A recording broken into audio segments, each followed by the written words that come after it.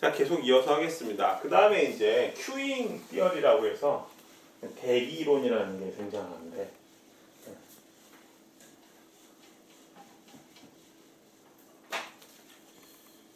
지금 우리가 뭐 이제 시뮬레이션, 대기 이론 이런 것들을 이제 경영학적으로 접근할 수도 있고요. 이런 것들을 조금 더 이제 구체적으로 이제 공부하려면은 이공계열의 산업공학이라는 과가 있잖아요. 그런 쪽에서 많이 좀 연구를 해요. 산업공학에서 공학적으로 접근을 해서. 자, 대기 이론, 큐잉 티어리 한번 볼게요. 자, 대기 이론이라는 거는 기다리는 이론이에요. 그래서 작업 공정의 대기, 서비스를 기다리는 작업자의 대기 시간을 최소한으로. 그 뭐 동네에 보면은 이제 전자제품을 수리해주는. 제가 이제 뭐 LG전자나 삼성전자나 이렇게 그 전자제품 집에 다 보유하고 계시잖아요. 그래서 가끔씩 고장 나면은 이제 AS 센터를 가죠.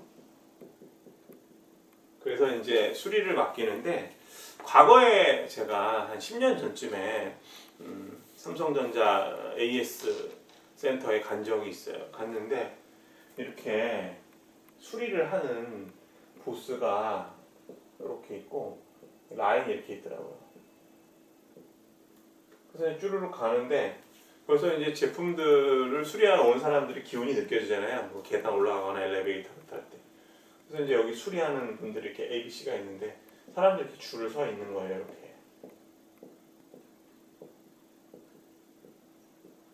그럼 여러분들 같은 경우에는 이렇게 줄이 서 있으면 어디로 가요? 어디로 갈까요? 사람들이 제일 적게 서 있는 거. 저도 그렇죠. 이렇게 딱 갔는데 여기 이렇게 딱 서 있었어요.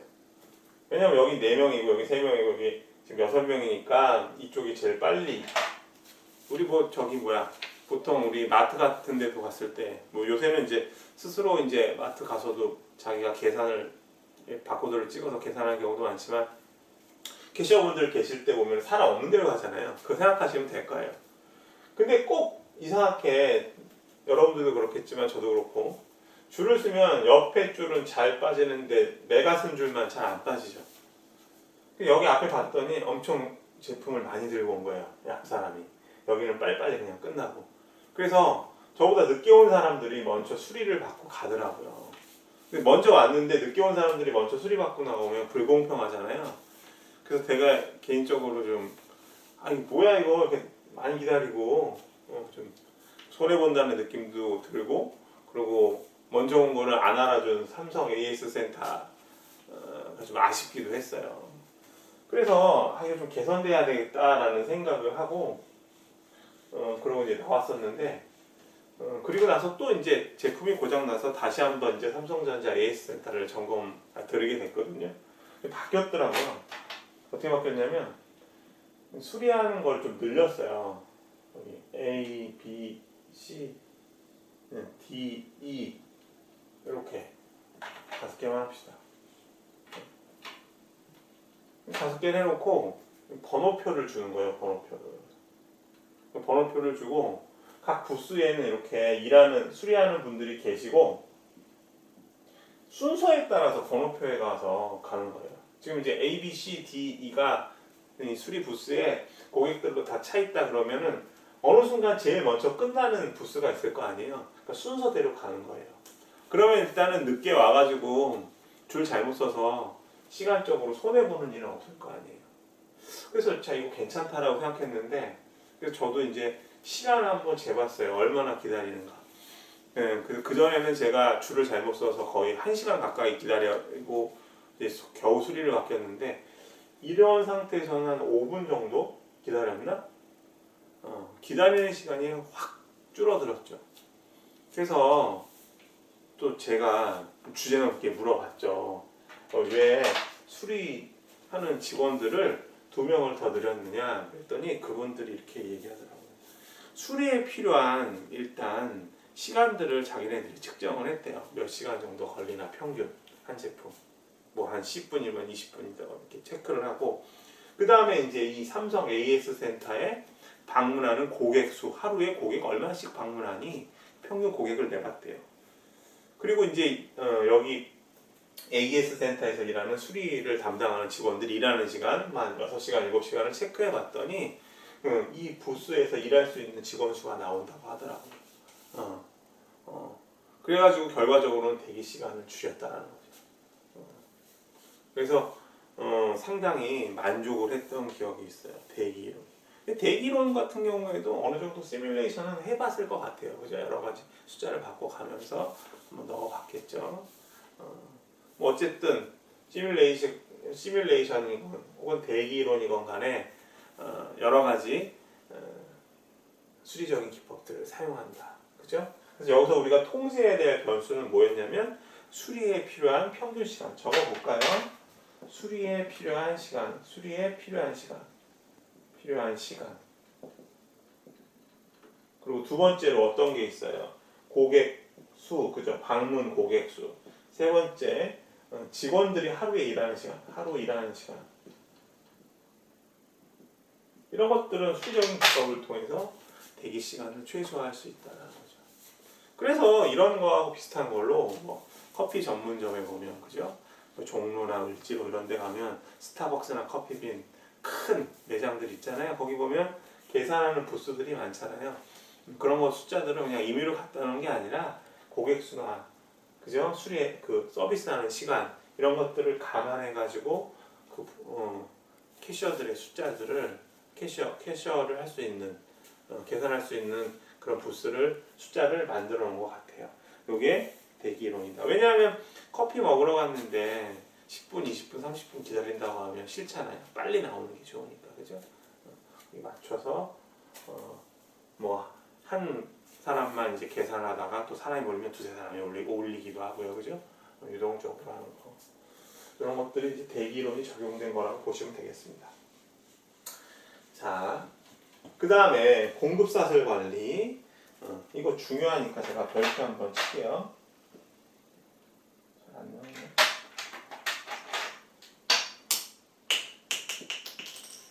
공급사슬 관리. 공급사슬 관리. 죄송해요. 뚜껑이 떨어져서 이 뚜껑을 또 안 닫아보면 나가고. 제가 이거를 화이트보드를 개인적으로는 좋아하지 않는데 칠판을 사용해 볼까 하는데 칠판은 이게 카메라로 촬영을 하면 반사가 너무 심해서 또 뭐 가루도 이것도 날리는 것 같아요. 분필도 가루 날리는 건 마찬가지입니다. 분필이 더 좋아요. 옛날 방식이. 칠판을 좀 바꿔볼까요? 자, 어쨌든 봅시다. 공급사슬 관리를 우리가 서플라이 체인 매니지먼트라고 해요. 그래서 우리말로 난리 났네. 서플라이 체인 매니지먼트라고 해서 우리가 SCM이라는 말을 쓰거든요. 줄여서. 이거 한번 봅시다. 미리 좀 말씀드리면 요거하고 서플라이 체인 매니지먼트하고 SCM하고 우리가 밸류 체인이라는 게 있거든요. 밸류 체인.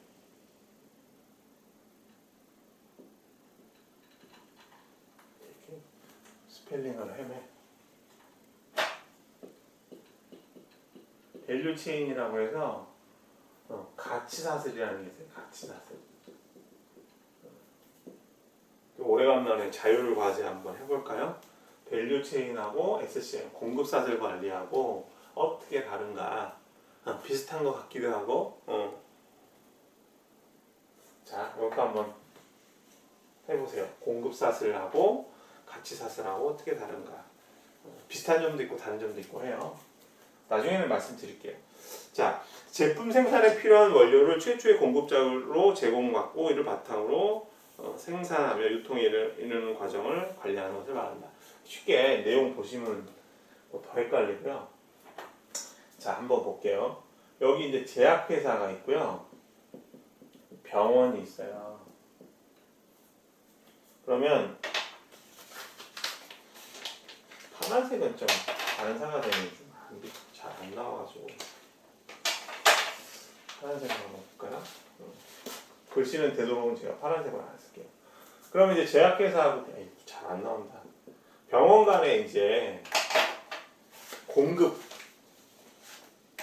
지금 이제 제약회사가 그야말로 제약을 공급하겠죠. 공급. 여기 이제 병원은 구매를 해요. 그래서 이걸 뭐 서플라이어 병원 제약회사를 그다음에 병원을 바이어 이렇게 보셔도 좋아요.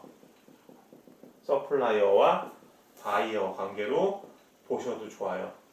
왜냐하면 제약 예를 들면 예를 들어 갑시다. 뭐 중외 제약이 있고 여기 뭐 예를 들면 뭐 가톨릭 병원이 있다 그래봐요. 그러면 중외 제약에서 여러 가지 뭐 의약품들을 병원으로 공급할 거 아니에요. 그죠?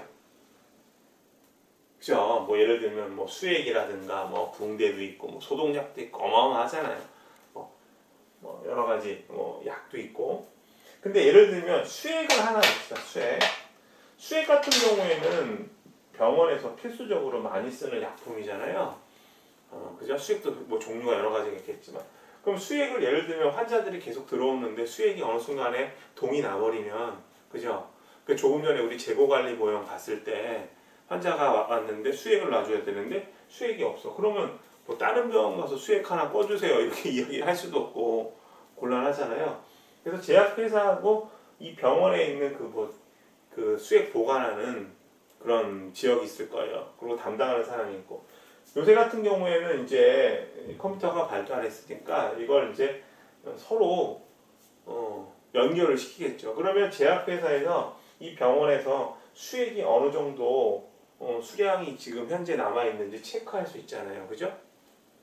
그래서 어떻게 하는 거예요? 제약회사에서 수액 그 재고가 제로가 되기 전에 알아서 관리를 해주는 거죠. 이런 게 공급사슬 관리예요. 그러니까 제약회사, 공급해주는 제약회사와 구매자가 서로 사슬처럼 연결이 돼 있고 또 이 병원에 있어서 수량 같은 것들을 우리가 정확하게 우리가 이야기해주기 위해서 여러 가지 방법들을 많이 사용하죠. 특히 이제 컴퓨터 그리고 온라인을 이용해서 그죠? 수량 다 파악해서 필요한 약품 착착착 갖다주고 쌓아놓고 그리고 필요한 약품이 도착하면 그 수량이 딱딱 올라가고 또 이런 것들을 보여주는 어떤 시스템도 있을 거예요. 그죠? 그래서 우리 앞에서 공부할 때 그런 얘기했어요. 생산 운영 관리 같은 경우에는 어떤 얘기를 했어요? 계량적인 기법들은 계량적인 기법들은 생산 운영 관리, 경영 정보학, 산업공학에 영향을 미치게 됐는데 컴퓨터가 도입되면서 훨씬 더 발전을 하게 되죠. 자, 이 얘기 조금만 더 해볼게요. 공급사슬 관리 개념 잡으셨죠? 공급자와 구매자가 어떤 필요한 물품들을 효과적으로 공급하기 위해서 연결하는 방이다. 이렇게 정리하시고 온라인에서 그죠? 컴퓨터 발달하면서 온라인상으로 우리가 더 그런 여러 가지 물품들의 규모를 알 수 있는 시스템들이 있다. 이렇게까지 좀 정리를 해주셨으면 좋겠어요. 그래서 이런 계량적 기법들은 정말로 컴퓨터가 발달할수록 여러 가지 용도가 많아져요. 뭐 예를 들면 이런 것들 있죠. 수강 시스템 있잖아요. 수강 시스템. 우리 대학교별로 수강 시험할 때 어때요? 상당히 복잡하죠. 그죠? 어떤 뭐 수업 같은 경우 뭐 제 수업이라고 말씀드리진 않겠지만 상당히 수강 신청하기가 어렵고 농담이에요. 인기 있는 과목들은 학생들이 많이 몰리니까 수강 신청하기가 어렵잖아요. 왜 그래요? 다 온라인에서 접속하니까. 그죠? 그래서 학교 홈페이지에 들어가 보면 수강 시스템이 있고, 그죠? 그 다음에 또 뭐 이런 것도 있죠. 뭐 종합 정보 시스템, 그죠? 여기 들어가면 서브 메뉴로 수강 시스템, 그죠? 그리고 또 뭐 또 있어요. 저 같은 경우에는 이제 학교에서 급여를 받으니까 급여 관련된 시스템도 있어요. 연동을 시키면 뭐 이번 달 급여가 얼마다 이런 식으로 숫자가 착착착 나오거든요. 여러분들은 뭐 여러 가지 시스템들을 이용하겠죠. 그래서 이런 것들이 상당히 계량적 기법들이 발전하면서 그죠? 또 컴퓨터가 발전하면서 이런 어떤 시스템들을 사용하게 된다는 거죠. 그죠? 그러면서 경영정보학이 막 발전하게 되었죠. 지금 뭐 더 하나를 예를 들어보면 우리 온라인 쇼핑몰에서 자유롭게 제품을 구입하잖아요, 그죠? 다 망이 이제 형성이 돼 있으니까 온라인 망이. 근데 그게 얼마 안 됐어요. 한 20년 조금 넘었나? 그죠? 제가 학교 다니던 시절 90년대 이제 후반쯤 중후반쯤에는 그런 거 생각도 못했어요. 제가 처음으로 온라인에서 구입해 본 게 한 2000년? 1999년? 2000년? 근데도 상당히 좀 깨름칙했죠. 왜냐하면 이제 결제 수단 같은 경우 이제 카드로 결제를 하는 경우가 있었는데 보안 같은 문제가 상당히 이제 신뢰가 안 갔기 때문이죠. 그리고 제품에 대한 정보도 우리가 사진을 통해서 보니까 지금은 뭐 동영상을 통해서 제품 정보를 볼 수 있지만 그 당시에는 이제 동영상을 보려면 용량이 상당히 컸기 때문에 속도도 느리고요. 그런 문제들이 있었거든요. 근데 이런 시스템들이 기본적으로 다 이용되죠. 그죠? 이해되세요? 계량적 기법들은 생산 운영 관리 정형 정보학에 영향을 주었다. 그죠? 계량 어떤 수리적 기법들이 회사에서도 마찬가지로 회사 직원들은 이제 그 회사 시스템에 접속을 해서 여러 가지 활동들을 할 수가 있어요. 그죠? 또 하나 뭐 예를 들어볼까요? 급여 같은 경우도 마찬가지고 급여 같은 경우에는 은행 시스템하고도 연결이 돼 있죠. 그죠? 예를 들면 뭐 우리 학교 은행이 예를 들면은 뭐 A 은행이다 그러면 A 은행에서 제 계좌하고 연동을 시켜서 학교에서 얼마나 급여를 이제 지급해야 되면 은행을 통해서 받는 거니까 통장으로 돈이 들어오니까 다 시스템이 연결되겠죠. 뭐 의류 매장 같은 경우에서는 고객들이 어떤 제품을 사용했는지, 어떤 제품을 많이 샀는지 다 기록을 남겨서 데이터베이스에 저장을 해서 패턴별로 우리가 구분을 할 수 있죠. 자, 실제 예를 한번 들어볼게요. 편의점 같은 경우도 보면은 편의점 계산할 때 보면 이런 기계 있잖아요. 이렇게 포인트 오브 세일이라고 해가지고 포스 시스템이라는 거 있죠. 포인트 오브 세일. 바코드 딱딱딱 찍으면 입력이 돼서 데이터베이스에 다 들어가는 거예요. 예를 들면 무슨 뭐 구기동에 있는 뭐 A 편의점이다. 그러면 A 편의점에서 뭐 6월에 판매된 맥주가 몇 개냐, 7월에는 몇 개냐, 8월에는 몇 개냐. 그래서 월별 판매량을 다 집계를 해보고 수량 같은 것들 다 체크해서 공급사들 관리하고요. 그죠? 그리고 어떤 제품이 가장 많이 팔리느냐 이런 것도 생각을 해보죠. 재미있는 사실은 여러분들 편의점 얘기 나와서 조금 더 얘기 드리면 편의점에 들어가실 때 보면 음료가 어디에 있어요? 음료 파는데 그 매장의 제일 안쪽에 있죠. 왜 그렇게 해놨냐면 사람들이 일반적으로 소비자들이 가장 많이 구입하는 게 음료수라고 해요. 근데 음료수를 구입하러 가는 도중에 필요한 물품이 필요할 수 있잖아요. 미처 생각을 못했죠. 지나가면서 딱 보면 예를 들면 라면이 먹고 싶었어. 미처 생각 못하다가 예를 들면 콜라를 하나 사러 갔는데 안쪽으로 들어가야 되니까 제일 깊이 라면이 있으면 구입하게 되잖아요. 그래서 음료대를 제일 안쪽에다가 넣는다고 하더라고요. 그런 것도 이런 어떤 데이터베이스를 이용해서 이용하는 거고 그런 데이터베이스를 위해서는 이런 제품이 얼마만큼 팔렸는지 처리할 수 있는 포스 시스템이 있다. 이런 게 다 경영 정보 시스템이에요. 이런 것들이 90년대 중후반까지만 해도 완벽하게 구현되기 어려웠는데 지금은 뭐 다 구현이 됐죠. 그죠? 이렇게 정리하시면 되고요. 계속 이어서 봅시다. 동시공학 같은 경우에는 그냥 내용만 간단하게 읽어보고 정리할게요. 정말 여기는 산업공학에서 다뤄야 되는 부분이거든요. 제품이 생산되는 각 과정을 동시에 관리함으로써 개발 비용과 시간을 합리적으로 관리할 수 있는 기법을 말한다. 그러니까 보통 말로만 설명드릴게요. 자동차 생산할 때 보면 보통 설계 과정이 끝나고 그 다음 공정으로 가서 제품을 조립하고 만들잖아요. 그죠? 근데 설계까지 시간이 너무 많이 걸리니까 그런 어떤 순차적인 과정을 생략하고 동시에 한다는 거예요. 설계 따로 하고 조립 따로 하고. 그죠?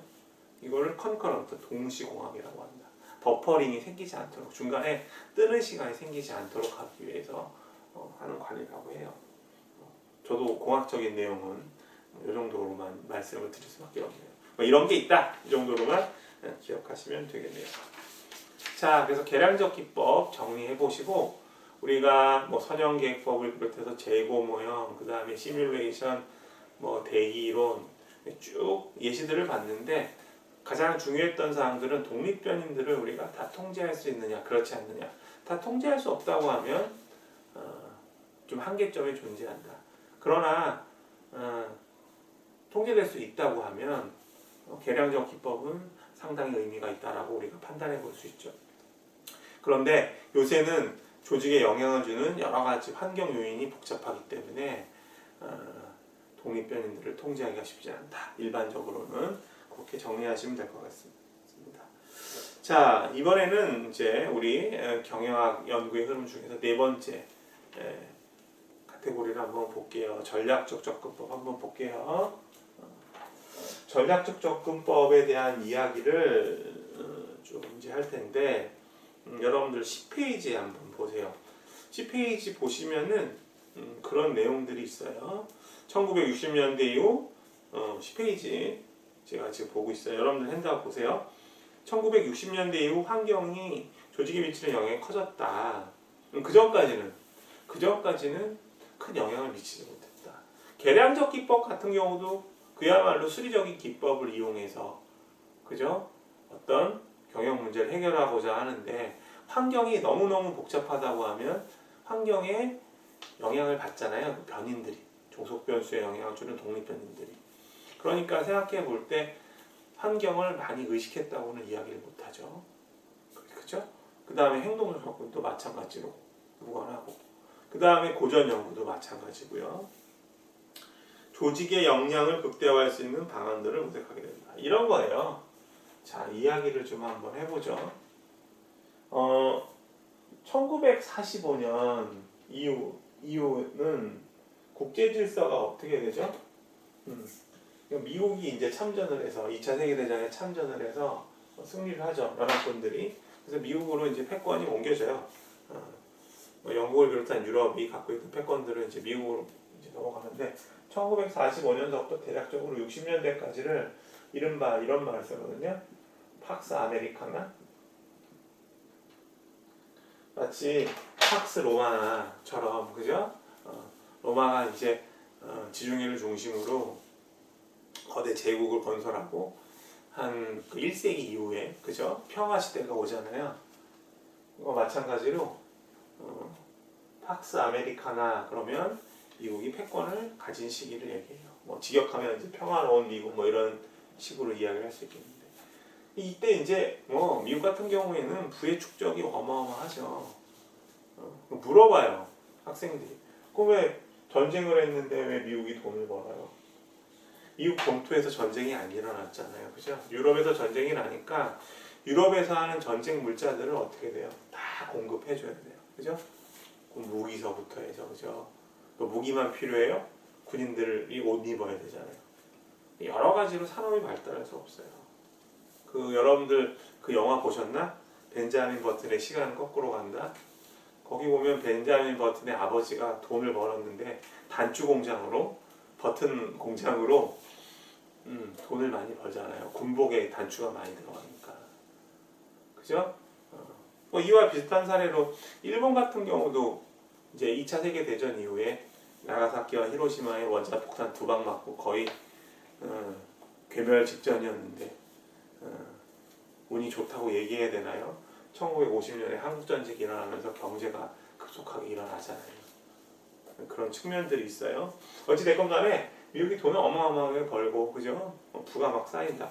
그래서 나중에는 뭐 하다 못해 돈이 쌓이니까 달에 간다고 하죠. 그래서 1969년도에 달 착륙을 하죠. 자, 어찌됐건 간에 내용들을 보시면 미국이 경제적으로 팍스 아메리카나 시절에는 경제적으로 부흥했다. 60년대 이전까지는. 근데 이제 60년대 이후에는 슬슬 이제 미국 시장이 크니까 미국이라는 시장이 크니까 각축이 벌어지기 시작한다는 거예요. 제일 먼저 이제 60년대에 미국 시장에 진출하는 기업들은 어떤 기업들이냐면 독일 기업 그리고 일본 기업들. 독일 그러면 지금도 어떤 거 유명해요? 2차 세계대전 때도 이제 독일 전차가 상당히 유명했잖아요. 그래서 지금도 뭐 월드컵 경기하면 뭐 독일 전차 군단 뭐 이런 말 쓰죠. 지금도 역시 독일 그러면 자동차 잘 만들어요. 뭐 벤츠도 있고 BMW도 있고 여러분들이 잘 아시는 아우디도 있고요. 그런 것처럼 자동차를 들고 미국 시장에 진출해요. 미국에는 이제 뭐 포드라든가 GM이 있지만 사실 독일 자동차들이 상당히 인기가 있잖아요. 우리나라에서도 마찬가지고요. 60년대에도 그랬다.